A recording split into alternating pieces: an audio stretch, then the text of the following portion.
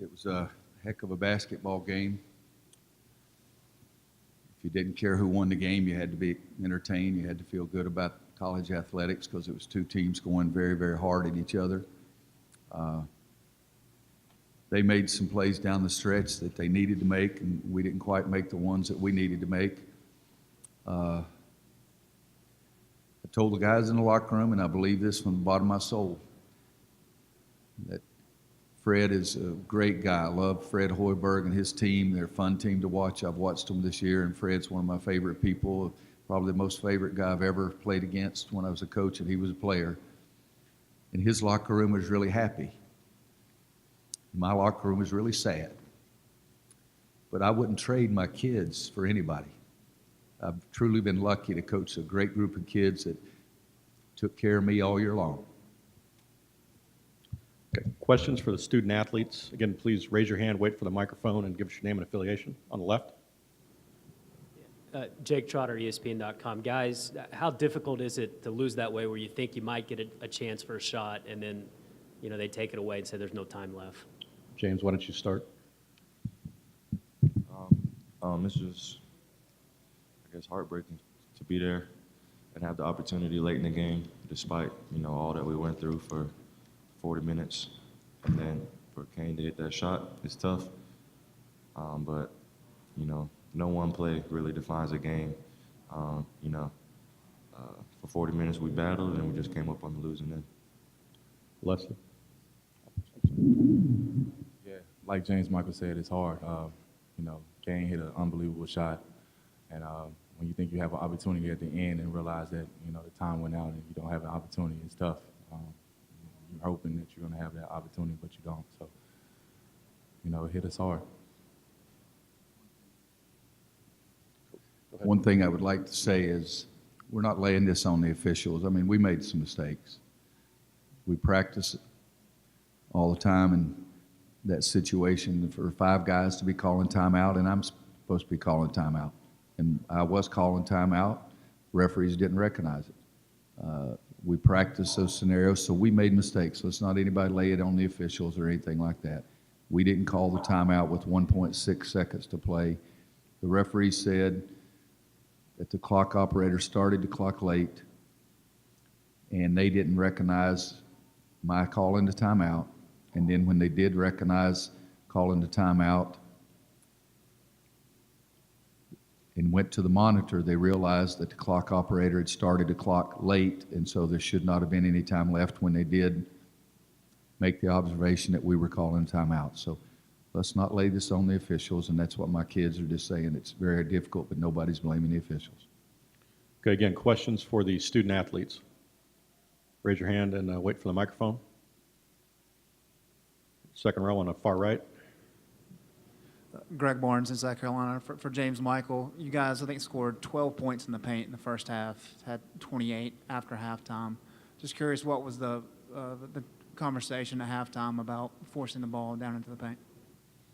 Yeah, obviously just wanting to get in there more and just get paint touches, not necessarily having to score from the paint, but just, working inside out. I think that's something we were able to do somewhat successfully in the second half. Myself, Kennedy, but also, Marcus, JP, Leslie getting in there on the drive, something that we really wanted to work on, and, just trying to be patient on offense. Okay. Center of the room.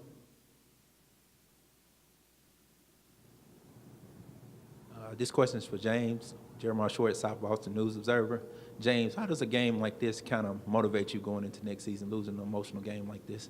Yeah, I mean, first you're just thankful to have an opportunity to have made this far. A lot of teams didn't have the chance to come in here and play, on the magnitude of this stage. But the biggest thing is, just taking this emotion, but also just remembering this feeling, when you're in the locker room and you take a loss like that with your brothers, guys that, I'm going to call brothers for the rest of my life. There is no off season in North Carolina basketball. We're going to remember this, and, next year we won't be in the same situation. Questions? On the left. Yeah, James, you hit two more clutch free throws there at the end, just like the free throws the other night. What's going through your mind that last sequence where you go from making two huge free throws to, they score and then the clock situation at the end? Well, the free throws, just wanted to step up, and knock them down no matter what. I haven't shot the ball great from the free throw line, but at the end of the day, the game was on the line. And, I knew my teammates had my back and the coaching staff, had trust in me. But then, quick turnaround with them getting the ball inbounds. And, we kind of had the time to set our defense. I think we subbed Jackson in. And, we knew what they wanted to do, ball screen with Kane and Ejim. And, I think we played it pretty well. He just hit a really tough shot. Coach Stan Spears from Wilmington Star. The reasoning behind switching Simmons in for Meeks on the last defensive possession? It's pretty clear. You look at their lineup, they didn't have any big guys in the game. And so Jackson's very sound fundamentally defensively. They didn't have a post player in, so then you got Kennedy trying to guard somebody out on the floor. So it was pretty simple. Okay, go to the center of the room. Jeremiah Short, South Boston News Observer.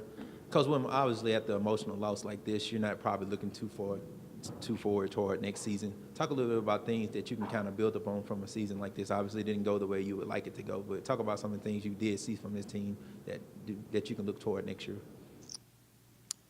I said it a little bit earlier. I loved my team. We had some adversity, we had some trouble, we had some turmoil, we had all this stuff, and every day when I went to practice, I felt like I was released. It was so much fun. Even when I got mad at them, it was mad at their actions. It wasn't mad at them. I don't believe I left a building this year one time, two times, anything like that, mad. Disappointed in some actions or something, but never mad. They were really a great group to coach, and I've got two grandsons, 4 years old, almost 2 years old. Everybody in my locker room I would put in charge of my grandsons and say, I'll be back in a couple of hours. They're what student athletes should be, and I'm proud of that. Building on that and learning from these experiences is what life is about. You've got to handle some adversity and understand that it's not always a sweet ride. And my team is going to be going to face that. They're hurting in that locker room. They're really hurting. I told them to use this feeling as fuel to motivate themselves to do even better. I'll share one thing with you. A lot of things I keep in the locker room because it's none of your business, okay? But I told them in 2009 we get to the facility for the semifinals and the Final Four. And Bobby Frazier stood up and said, you remember what we felt like last year in 2008 when we left the locker room because we didn't come out ready to play the first of the game. And I think that drove us. And I told them that in the locker room. Bobby and those guys remembered that all year long. Tyler Hansbrough came back to school in 2009 because he didn't like that feeling. He wanted to try to win a national championship. So I told them to use that as fuel to motivate them. But, guys, you got James Michael McAdoo, Marcus Page. Roy Williams is really lucky. Third row on the right. Ryan Willett, 104.9 The Horn. Coach, did anything Iowa State do without Niang surprise you tonight?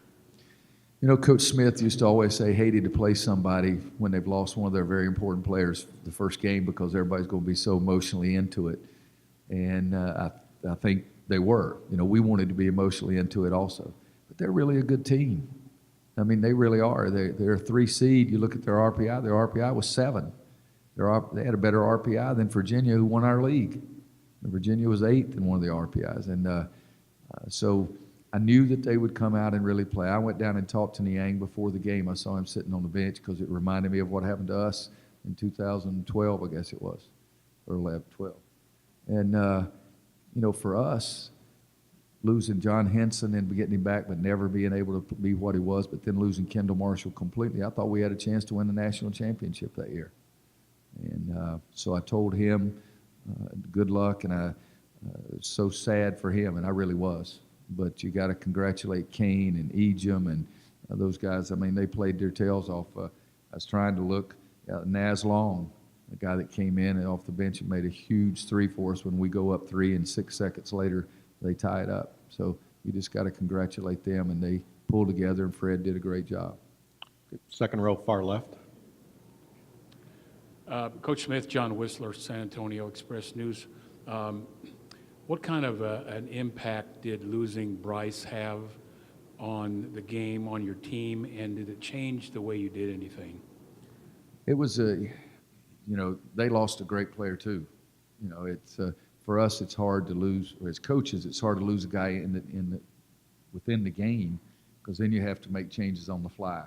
Even if it's just 24 hours, at least you can talk to some kids. And so that was the difficult thing for us. We tried to play Isaiah Hicks out of position. Bryce gives us a big-time plus coming off the bench. He's an inside scorer. He's averaging double figures, playing less than 20 minutes a game.